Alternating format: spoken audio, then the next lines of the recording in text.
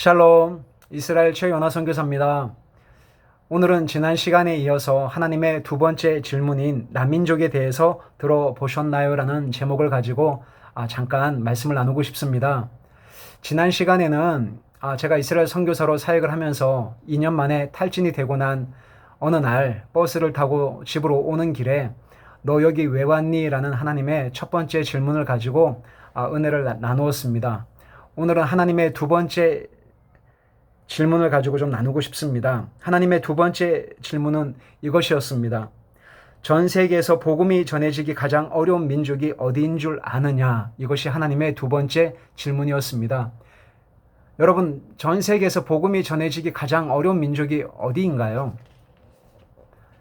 이스라엘일 수도 있고, 북한일 수도 있고, 무슬림 지역일 수도 있고, 아프리카 땅일 수도 있고, 여러 나라와 민족들 가운데 여러분들이 생각하시는 나라와 민족이 분명히 있으실 것 같아요. 그런데 주님의 말씀은 정말 저의 예상과는 다르게 이렇게 말씀하시는 거였습니다. 타문화권이 아니다. 타민족이 아니라 난민족이다 라고 말씀을 하시는 거예요. 여러분, 난민족이라고 들어보셨습니까? 언어가 다르고 문화가 다른 타문화권에 가서 복음을 증거하시는 분들을 선교사라고 이야기를 합니다. 난민족이 어디일까요? 가장 가깝고 가장 익숙하지만 복음에 대해서 대적하고 예수 그리스도의 주되심을 인정하지 않고 복음에 대해서 엎드리지 않고 변화받기를 싫어하는 가장 가까이 있는 민족이 있습니다. 그것이 바로 여기입니다. 나민족입니다. 여기가 선교가 가장 필요하다라고 주님이 말씀을 하시더라는 겁니다. 성령으로 거듭난 대부분의 그리스도인들은 나는 예수님을 만났어. 나는 변화되었어. 나는 교회를 위해서 열심히 일을 하고 있어. 사역을 하고 있어. 그래서 대부분의 분들은 나는 결코 선교가 필요한 선교 대상지라고 생각을 하지 않는 것 같습니다. 이런 생각을 했던 사람들이 있었습니다. 사도 바울이 로마서 2장에 유대인들을 향해서 이렇게 말씀을 하셨어요. 유대인들은 하나님의 말씀을 맡은 그런 하나님의 백성들이었습니다. 그래서 그들은 이방인들이 율법을 지키지 않고 하나님의 심판을 받는 것에 대해서 그렇지 당연하다라는 그런 생각을 가지고 있었습니다. 그들은 하나님의 말씀도 모르고 이방인들이었으며 하나님의 율법을 지키지 않는 이방인들이야말로 하나님의 심판이 필요하다라고 그렇게 생각을 가졌던 사람이 바로 유대인들이었는데 이 유대인들의 이중성을 사도 바울은 이렇게 고발을 하고 있습니다. 로마서 2장 17절에서 23절까지인데요. 유대인이라 불리는 너가 율법을 의지하며 하나님을 자랑하며 율법의 교훈을 받아 하나님의 뜻을 알고 지극히 선한 것을 분간하며 맹인의 길을 인도하는 자요 어둠에 있는 자의 빛이요 율법에 있는 지식과 진리의 모본을 가진 자로서 어리석은 자의 교사요 어떤 어린 아이의 선생이라고 스스로 믿으니 그러면 다른 사람을 가르치는 너가 너 자신은 가르치지 아니하느냐? 도둑질하지 말라 선포하는 너가 도둑질하느냐? 간음하지 말라 말하는 너가 간음하느냐? 우상을 가증히 여기는 너가 신전 물건을 도둑질하느냐? 율법을 자랑하는 너가 율법을 범함으로 하나님을 욕되게 하느냐라고 사도 바울은 유대인들이 갖고 있는 이중성을 이렇게 고발을 하고 있었습니다. 이방인들은 당연히 하나님의 심판을 받아야 하고 하나님의 말씀을 모르고 계명을 어기고 있기 때문에 너희들은 마땅히 심판을 받아야 돼라고 유대인들은 그렇게 생각을 하고 있었죠. 그렇지만 사도 바울은 유대인들은 너희들은 그렇게 하나님의 말씀을 맡았고 가르치고 이방의 빛이라고 이야기하고 맹인들을 또 인도하고 소경의 빛이라고 이야기를 하지만 정작 너희들이 말씀하고 있는 그 율법의 말씀을 너희들 스스로가 어기고 있지 않느냐라고 이렇게 말씀을 하고 있다는 것이죠. 이어서 하나님의 세 번째 질문이 이어졌습니다.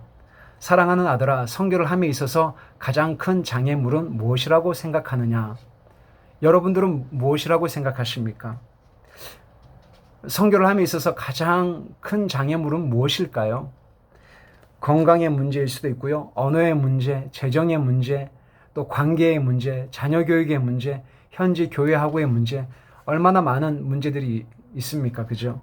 외적인 요인도 많고 내적인 고민과 갈등들도 많이 있습니다. 그런데 하나님은 이렇게 말씀하시는 거였어요.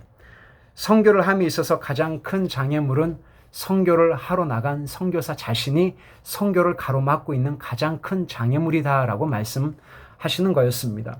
목회를 함에 있어서 가장 큰 장애물은 바로 목회를 하고 있는 목회자 자신이다라고 말씀을 하시는 거였습니다. 코로나로 인해서 경제가 무너지고 금리가 올라가고 먹고 사는 문제가 점점 힘들어지는 오늘날도 마찬가지라고 생각을 합니다. 교회의 재정이 문제가 아니라 성도들이 문제가 아니라 우크라이나와 러시아하고의 그런 전쟁으로 인해서 세계 경제가 휘청거리고 여러 가지 어려운 외적인 요인, 내적인 요인, 여러 가지 많은 문제들이 분명히 있음에도 불구하고 선교를 함에 있어서 목회를 함에 있어서 가장 큰 장애물은 바로 선교사 자신, 목회자 자신이라고 하나님은 말씀하시더라는 겁니다. 결국 십자가 복음 앞에 엎드리지 않는 선교사, 목회자들이 바로 장애물이 될 수 있다라고 주님이 말씀하십니다. 복음을 전하기 전에, 현지인들을 변화시키기 전에, 성도들을 바꾸기 전에, 선교지에 가서 선교사 노릇하기 전에 매일매일 말씀하시는 하나님의 말씀 앞에 저부터 선교사 자신, 목회자 자신이 엎드리고 주님이 뭐라고 말씀하시는지 엎드릴 수 있는 저와 여러분들이 되시기를 정말 축복하고 싶습니다. 사랑하는 여러분, 저는 이스라엘 선교사가 되기 위해서 여러 선교단체에서 훈련을 받았습니다. 그리고 이스라엘에서 실패했습니다. 그리고 사형 선고를 받았습니다. 저는 유대인들이 사역의 대상이라고 생각을 했고요. 유대인의 회복과 구원을 위해서 하나님은 저를 이스라엘 선교사로 부르셨다라고 믿었습니다. 그리고 유대인들을 변화시키기 위해서, 바꾸기 위해서 최선을 다해 노방전도를 하고 히브리어를 배우고 사역을 감당했습니다. 길거리에서 찬양하고 전단지를 배포하고 또 소그룹 모임도 하고 제자 훈련도 하고 정말 최선을 다해서 하나님의 나라와 부흥을 위해서 열심히 사역을 감당했다라고 생각을 했습니다.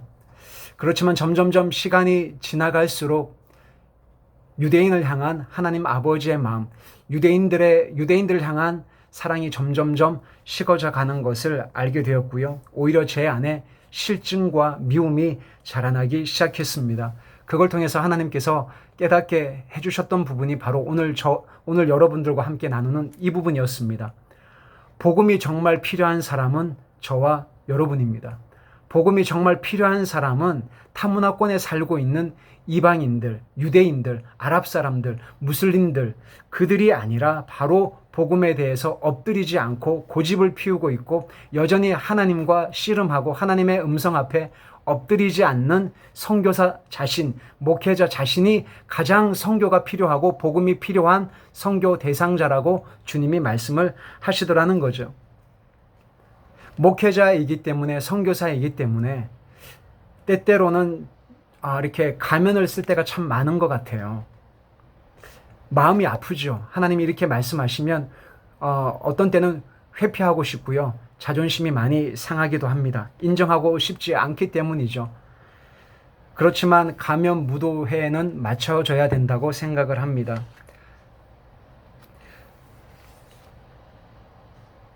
종교적인 가면, 나는 신앙적으로 열심히 있기 때문에 교회를 위해서 열심히 충성하고 봉사하고 있기 때문에 나는 정말 주님을 사랑한다라고 여러분 스스로가 그렇게 고백을 하실 수 있겠지만, 그렇지만 정작 내 안에 있는 이런 견고한 진, 하나님의 말씀 앞에 엎드리려고 하지 않는 내 마음대로, 내 뜻대로, 내 고집대로, 내 생각대로 하려고 하는 이런 견고한 진이 오늘 그리스도의 말씀 앞에 무너지기를 축복합니다.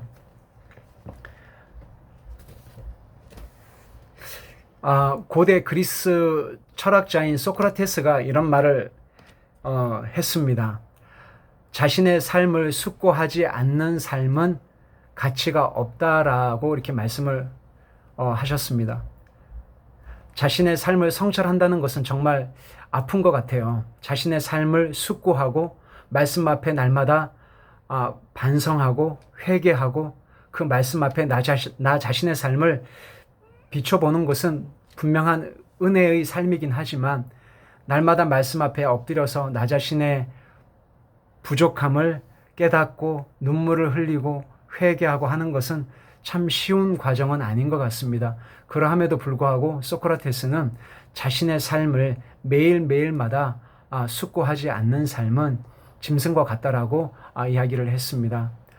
저의 삶도 마찬가지고 여러분들의 삶도 매일매일마다 하나님의 말씀 앞에 이 성경 66권 하나님의 말씀 앞에 엎드려져서 오늘도 나에게 주님이 뭐라고 말씀하시는지 엎드려서 숙고하고 회개하고 나 자신을 거룩하게 하는 이 삶의 여정 가운데 나아가시는 정말 복된 삶이 되시기를 축복하고 싶습니다.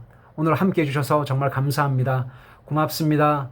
다음 시간에 뵐게요. 감사합니다. Later out.